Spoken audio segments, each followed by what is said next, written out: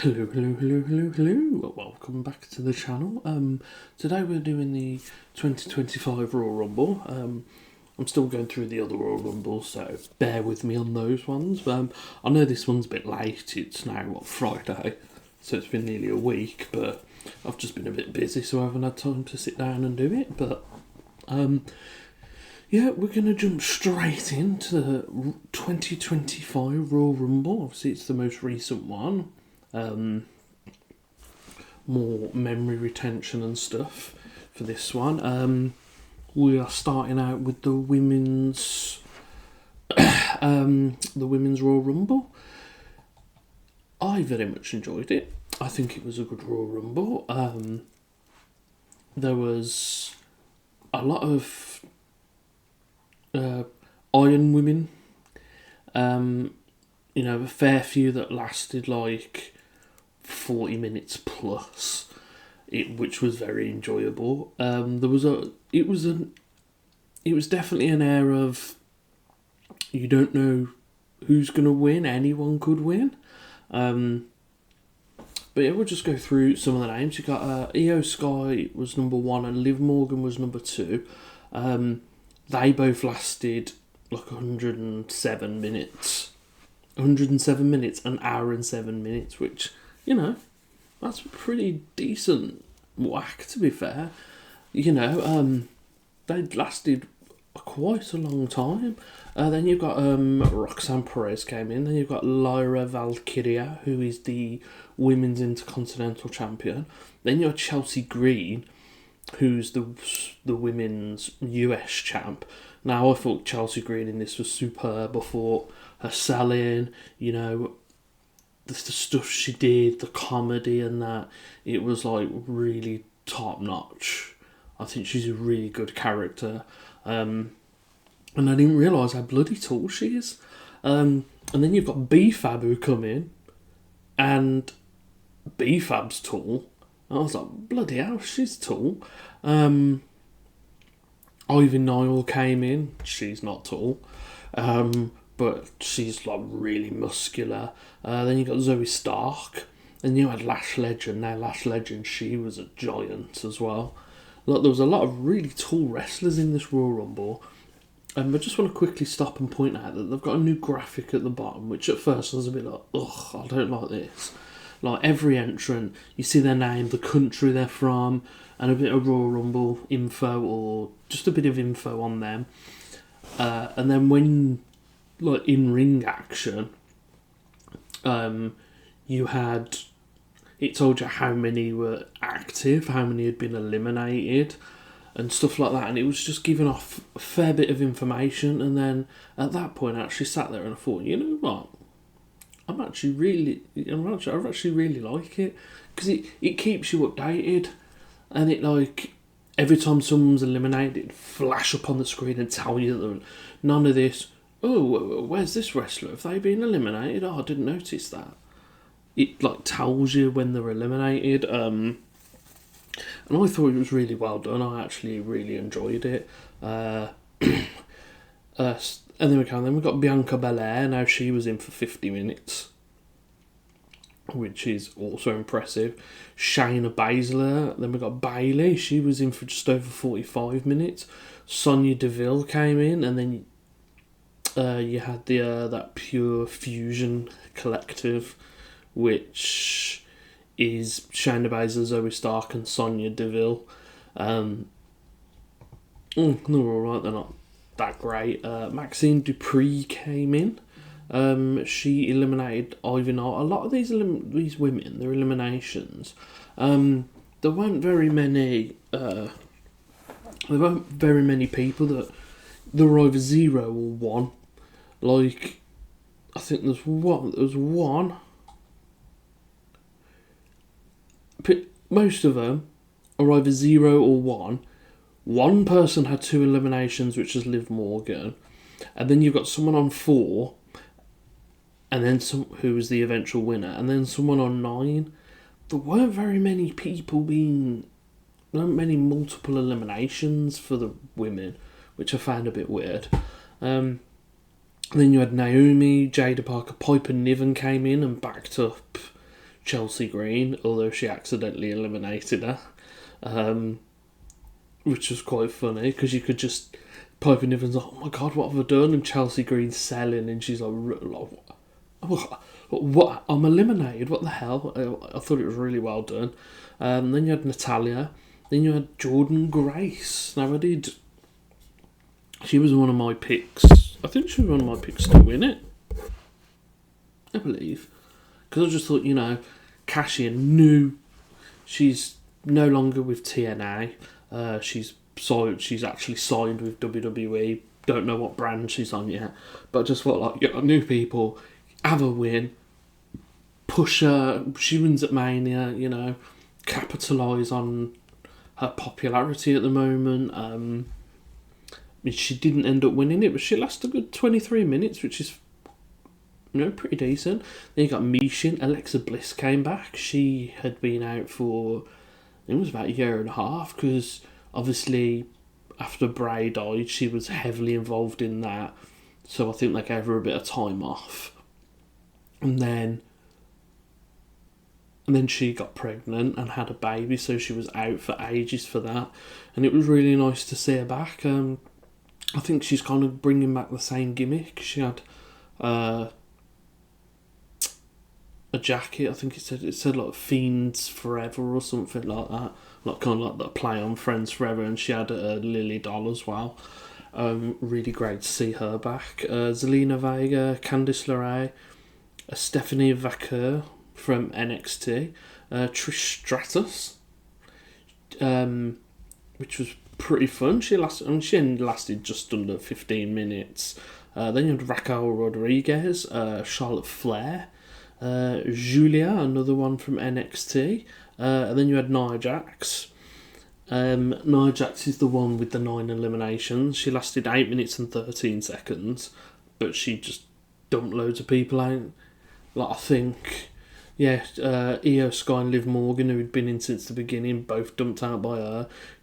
Bianca Belair, Naomi, Zelina Vega, Stephanie Vaquer, Trish, Raquel Rodriguez, and the last one who she eliminated was Nikki Bella, who made a comeback. Now I've never been a fan of the Bella Twins. I just think they're rubbish. I don't think they're very good wrestlers. Apparently she's doing a comeback tour, one last run. Like John Cena announces it, and then she does. She has to get involved, which is a bit stupid. But she got eliminated by Nia as well. She was in for 3 minutes as well. I never got the hype of the Bella Twins. They were just, and Brie Bella was only kind of, her popularity only got bigger when she started a relationship with Daniel Bryan, and then she was doing and then she had the Brie mode, and she used Daniel Bryan's kicks and stuff like that. They're just we don't need the Bella Twins, but they're gonna come back. Hopefully they just come back and then they go away as quick as they showed up. But yeah, I thought it was you look at the names, any of the women could have won that. And I think that's what shows the depth of the women's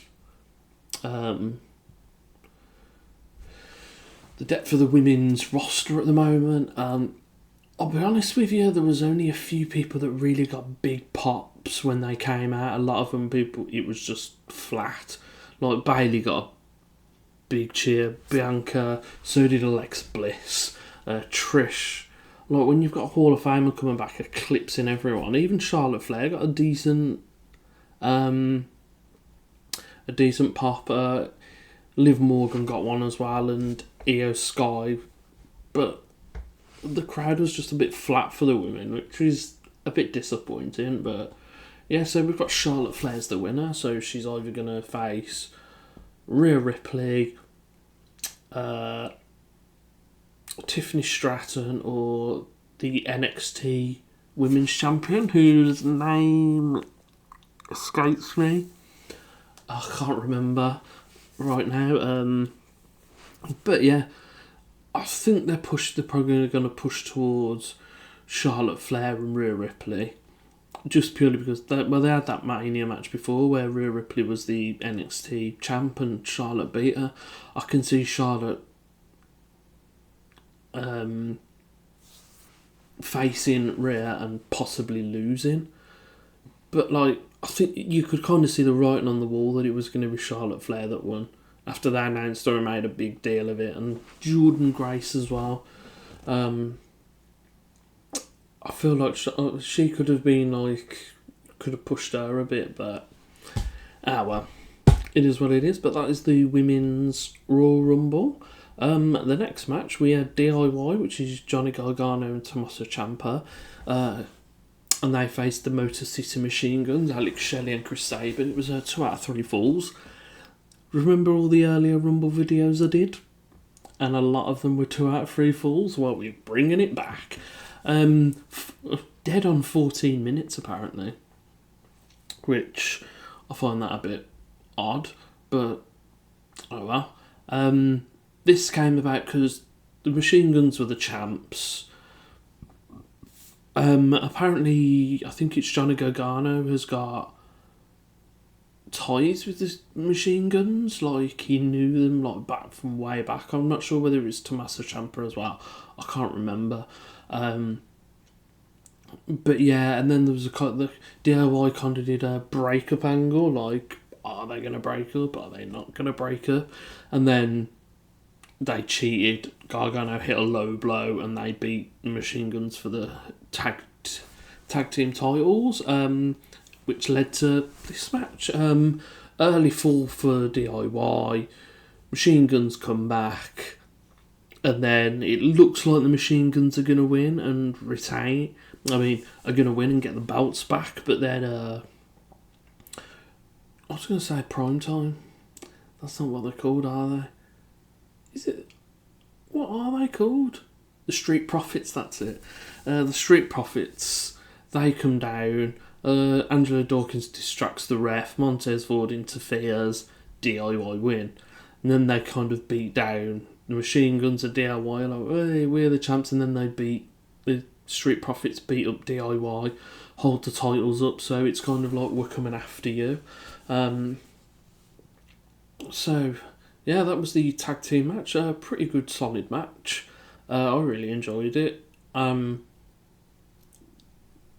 well, I haven't given my ratings. The Women's Rumble, I'll give that a solid 7. This tag match, I'd also give that a solid 7. Maybe 7.5 actually. Just a bit better than the Women's Rumble, but not by much. And next up we've got Cody Rhodes and Kevin Owens for the Undisputed WWE Championship. Cody Rhodes has got his title. Cody teamed up with Roman to take on the Bloodline. Kevin Owens didn't like that because of everything that the Bloodline had done to Kevin Owens, and Kevin Owens and Cody were friends. So Kevin beats up Cody, and then it kind of spirals. Then we go to Saturday night's main event where Kevin Owens has got a title shot, and they brought back the Winged Eagle Championship. Kevin Owens has Cody beat, but the ref is down. So basically Kevin's like, I'm the champ. I should be the champion, which technically he should have if the ref was there to count the 3. And then Nick Aldis is like, you give us the Winged Eagle title back or you're fired. Cody Rhodes is like, nah, let him keep it, he can carry on, but I want a match with him. And they sign a match for the Rumble, which is a ladder match, so both titles are hung up, and obviously you've got to climb the ladder and unhook them to win. Starts out pretty hot. Kevin Owens is kind of on top for a fair bit of it. Cody takes the first ladder bump and he breaks the hinge that opens and holds the ladder open. And then Kevin Owens is just beating up Cody with that. Then the brawl into the crowd. I think Kevin Owens robs someone's drink at some point and chucks it in Cody Rhodes' face, which was quite funny. They come back to the ring. A lot of a lot of ladder action, and then Kevin Owens brings out the tiny ladder, the step ladder, and beats him up. And then at one point he puts it down, he climbs up, and everyone's like, "Hey, jump off the mini ladder!" And then he just goes, no, gets back down, kind of winds the crowd up. And then Kevin Owens takes an insane bump. I think he's going for that like package pile driver. Cody counters it, flips him up, and he smacks up flat right in the edge of the ladder. You know, like the top bit where the top step, like the very top of the ladder is, and it's like that, like a V shape. He hits that. That looked like it really hurt, like really badly. And then Kevin Owens does, I can't remember what move it is, but he throws Cody into the ladder, and Cody hits like the top of his back and his neck, and it's like, ooh, that must have hurt. And they're lying down for ages, and then Sami Zayn comes out, and Sami's like checking on them both, making sure they're okay. And it's like, oh, is Sami going to get involved? Is he going to help Cody? Is he going to help KO, like Kevin Owens? And we're like, oh, don't know. I mean, he ends up not interfering. And then they fight out to the back, and there's a ladder across like the apron, and then the announce table, and Kevin Owens goes again for a package pile driver, but Cody counters it and does an Alabama slam, and he like slams him through that, and he folds like an accordion, and he's all bent up. It looked brutal, and he's like, from that on, he's just lay there, and he's completely out of it. And then Cody gets in the ring, climbs the ladder, gets the titles, and then he's like, Kevin Owens is like this, like covered in blood, and Cody's in the background like, I'm the champion, holding up both belts and like cheering himself on and stuff. It's quite funny. And then he comes over and he's like holding the belts up, like, because Kevin Owens has beat up Cody a fair bit, like you would gloat, wouldn't you? But yeah, it was just a really brutal match, 25 minutes. I thought it was really good. I'd give it an 8 out of 10. I really enjoyed it. And yeah. Cody's the champ, and we'll see who he goes on to face at Mania, but we'll talk about that after the Royal Rumble. Talking of the Royal Rumble, let's get on with the Men's Rumble. Yeah, moving on to the Men's Rumble. This one's a bit of a longer video, it's just because it's the most recent one, and I've got I'm not watching it to like, I've got to quickly get through it, you know what I mean, so I can, before the Royal Rumble, so I can do a video. I just wanted it to be a bit longer. But yeah, Men's Rumble. Let's have a look. Starting out at number 1 was Rey Mysterio. Starting out at number 2 was Penta. I'm not a massive lucha fan, high flying, you know, that kind of stuff. It's not a thing that I massively enjoy. But saying that, Rey Mysterio, I've always thought he was excellent. I thought like a lot of those style of wrestlers only work well to get against each other. But Rey's like that one wrestler, like he can work with anyone. Like he had amazing matches with Kurt Angle, he's had matches with Jericho. You know, he's really one of them ones that are quite impressive against anyone. And then obviously you got Penta.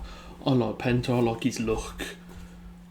I feel like he should be a bad guy. He's just got that look of a bad guy. You know, like La Parka from WCW and that. Like he's just got that look that it's like, I'm a bad guy. I am not your friend, and he's got that look. There is a bit of controversy because they do a spot where they both go over and hang on to the top rope. We've seen that spot a million times, but obviously it's Penta's first Rumble, and I think he misjudges it because obviously Rey does it, he's not in fear of touching the floor, but Penta's a lot taller, and he goes over and he's holding the top rope, and at one point it looks like both his feet touch.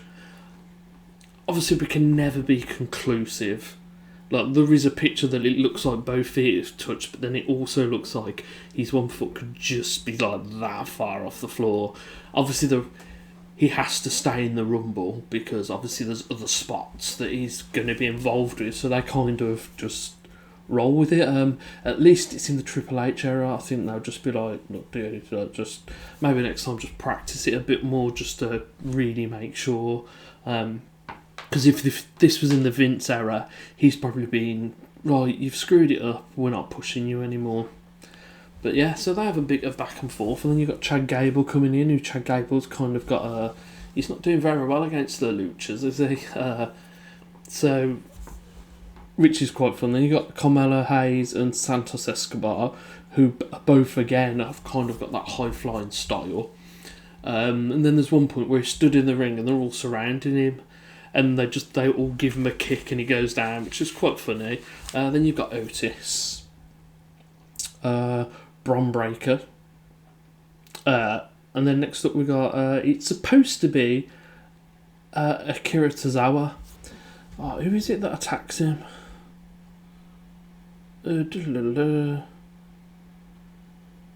Oh. Io Sky broke the longevity record for the Women's Royal Rumble, previously held by Bayley, who lasted 1 hour, 3 minutes, 3 seconds. And then the record was broken by Liv Morgan, and then broken by Roxanne Perez in one Rumble. We've got 3. We've got 3 records broken, which that's quite cool. Akira Tozawa, he was attacked by Carmelo Hayes. Obviously, Carmelo Hayes and Santos Escobar, they both got eliminated by Bron Breakker. And then he attacks Akira Tozawa, which is it's kind of harsh. And then they're like, oh, well, we need someone. Who are we going to send it to? And then IShowSpeed stood there and he gets sent down. Normally, the thing is with the Rumble, you can do fun stuff like this. If it was like something more serious, like a world title match, you can't do it. But this, you can just have a bit of fun, and that's why it's my favourite event, because you can just do wild, wacky stuff. And like IShowSpeed goes down, and he does a move. It doesn't move on someone. Although no, he eliminates Otis. It says that eliminates Otis with Bron Breakker, and then he's there and he's dancing. He does a backflip, and behind you just see Bron Breakker. He runs. You know how fast Bron is. He hits the ropes, hits the other ropes, and it is the most brutal. It's my favourite spear ever. He just breaks IShowSpeed and he just falls on the floor and he like whacks down. It's like, that must have really hurt. That must have really hurt. But it was really funny. And then Otis eliminates him. Otis was already eliminated, but obviously sour grapes type thing. Then you got Sheamus, Jimmy Uso, Andrade, Jacob Fatu. He comes down. He eliminates quite a few people, to be fair. Then Ludwig Kaiser, and Ludwig Kaiser's come down. He's all like giving it all this, and he's like, oh, I'm not going in yet. And then he runs in and Penta eliminates him, which is funny. The Miz, and then at number 15, say his name and he appears. It's Joe Hendry, which the crowd just erupt. The crowd for the men's is much better. And the crowd, they just go wild. I mean, he comes down, it lasts a fair few minutes, and he like gets his stuff in, and then he spins around like that, and he looks at the hard cam and he smiles. But because they're not used to Joe Hendry being there, they don't zoom in on his face, which is a bit of a missed opportunity, but it was brilliant. And then you got Roman Reigns, his first Rumble in 5 years, which is a mad stat because he was just champ for the whole of it. He does alright, eliminates quite a few people. Drew McIntyre, Finn Balor. Now, I felt bad for Finn Balor because apparently Finn Balor had new music, and his music goes off and no one pops for him and no one makes a sound, because no one realises that it's Finn Balor, and then he walks down and then people are like, oh, it's Finn Balor. I just felt a bit sorry for him there. Then Shinsuke Nakamura, Jey Uso, AJ Styles, Braun Strowman, and then we have And his name is John Cena. John Cena at number 23. Punk at 24. Rollins at 25. Like, you look, say we go from 16 when Reigns enters. Reigns, McIntyre, Styles, Strowman, Cena, Punk, Rollins. Like, it's such a stacked roster. The men, like the women as well. Like, everyone that was in that men's rumble could realistically have a chance of winning it. No, everyone is above mid card. Akira Tozawa came down, but he didn't end up going in to the rumble. But any of them could literally win that. Any of them from there, and I think that's testament just how strong the roster is at the moment. Then you got Dirty Dom. Damian Priest eliminates him. Sami Zayn, Damian Priest, LA Knight at 29, and then Logan Paul at 30. Another rumble where Jacob Fatu and Reigns got 4, Braun got 3, and the winner got 3, Cena got 3, and then the rest are like 2 1s and 0s. There weren't any, like, I mean, at least the women had Nia Jax, who eliminated loads of people, but the men just didn't really have it. It was a really enjoyable rumble though. I really loved it. There was a bit of a... Apparently Drew McIntyre was furious because when Priest was eliminating Drew, he eliminated Drew and someone else at the same time. Drew, I think it was Drew and Dom. Dom goes over and then Drew goes, and it looks a bit hokey, but because apparently the person he wasn't happy with was LA Knight because it took away from his elimination, because LA Knight kind of bumps Priest, which stops his momentum, so he has to shift it, and he gets Dom over, but he can't get Drew over. I don't know what's going to go on with that. It'll probably be nothing. It'll probably be brushed under the carpet. But yeah, the final people are Jey Uso, Logan Paul, CM Punk, and who else is it? Jey, Cena, Punk, and Logan. Yeah, the last 4. And then it just descends into chaos.